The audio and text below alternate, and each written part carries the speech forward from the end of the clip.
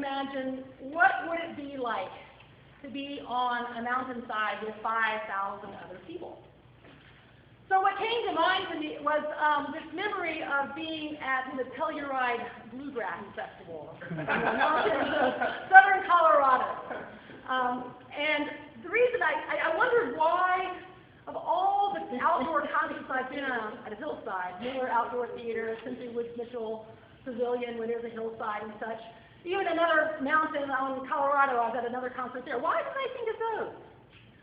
Well, I think it's because I actually still have the T-shirt from that festival in Telluride. And as you can see, Robert, you can feel how thin it is. Oh, yeah. Yeah, it's really thin. I don't even dare wear it anymore because I'm afraid it might fall off of me. Well, it's from June 19th to the 21st, 1987. Oh. Yes, that's been a while ago. I've kept that with me a long time. But the reason I've kept it with me is because it was a very meaningful weekend in my life. It was Father's Day weekend. And my father had flown to Albuquerque, driven up to Los Alamos where I was working, and then we drove the 4 or 5 hours up to the festival together. And at the time, I don't think I realized how much effort that was on my dad's part.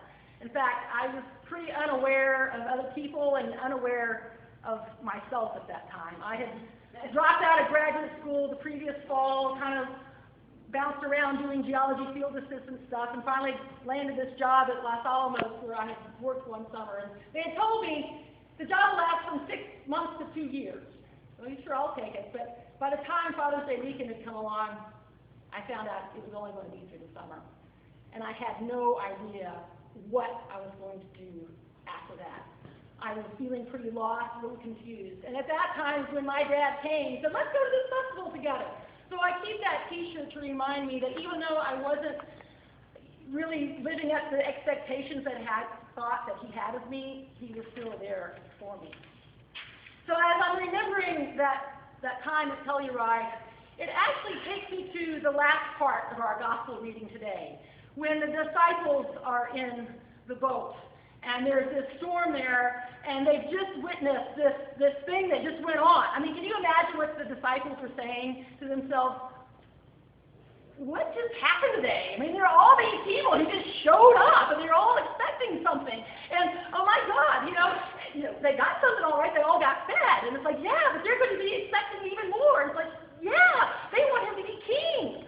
But I don't think Jesus wanted him to be king, does he?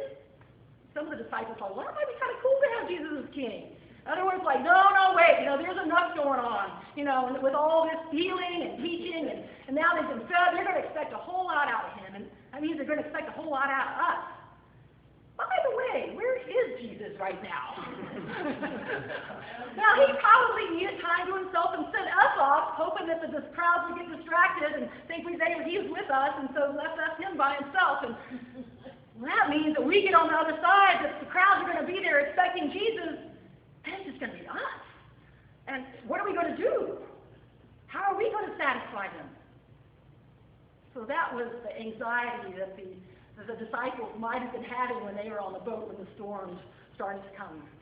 And I know in our own lives we have these anxieties when we don't know where we're going or what we're doing or what our purpose is. And I know in this congregation we've had those anxieties. Before we called Pastor Laura, we didn't know where we were going. We didn't even know if we'd keep the doors open. Right now we don't have a music minister, and although we've had a very resourceful choir and very talented musicians filling in, we don't know where our music ministry is going, even though we're having more candidates coming in the next few weeks. But that's the question. There's a little anxiety there. I know there was anxiety for the congregation when we started reaching out to homeless youth through Montrose Grace Place. We didn't know what was going to happen. And sure enough, when they started showing up in gang colors, what do we do? Help us. We need help.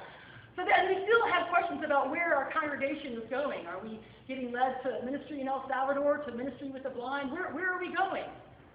And we have these questions as a nation too. Where are we going? In this election season, we hear a lot of it. How are we going to bridge the widening gap between rich and poor?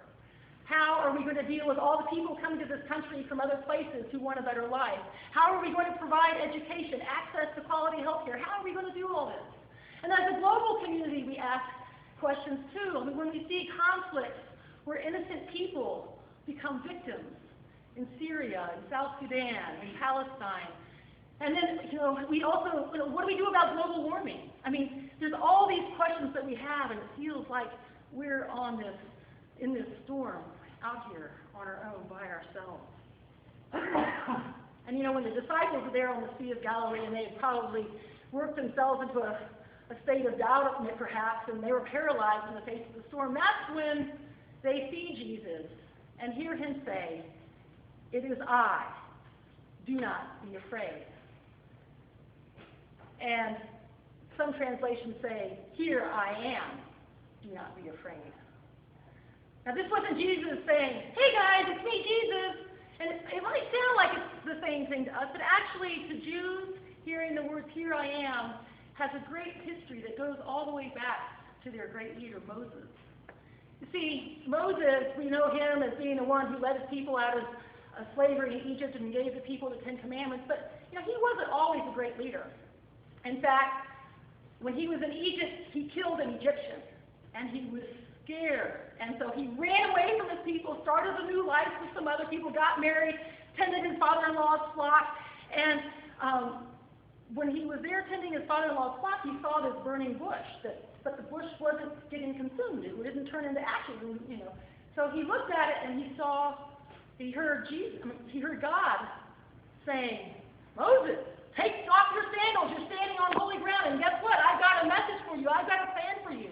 So you're going to go back to Egypt, and you're going to tell Pharaoh that he needs to release your people. And you're going to take your people to freedom."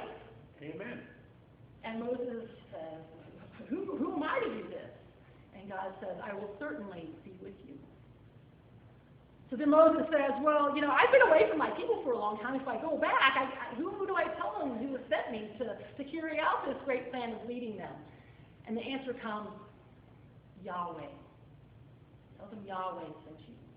And Yahweh means, "I am what I am," or "I am who I am." So when they heard the words, "Here I am," this was God, the divine deity, saying this. The revelation that I am here with you on the stormy sea. And you got to realize that this is all happening during the time of Passover. And for me, this is a foreshadowing of another Passover in the lives of the disciples. A time when they were huddled up in the upper room with the storm around them, the storm of all the religious authorities after Jesus' crucifixion. And there too, Jesus appears to them and says, "Peace be with you." And this is the peace that we have when we leave here and we go to share with others. This is our peace. You may have heard the term Emmanuel given to Jesus. We say it sometimes when we sing, "O come, Emmanuel," as we prepare for Christmas.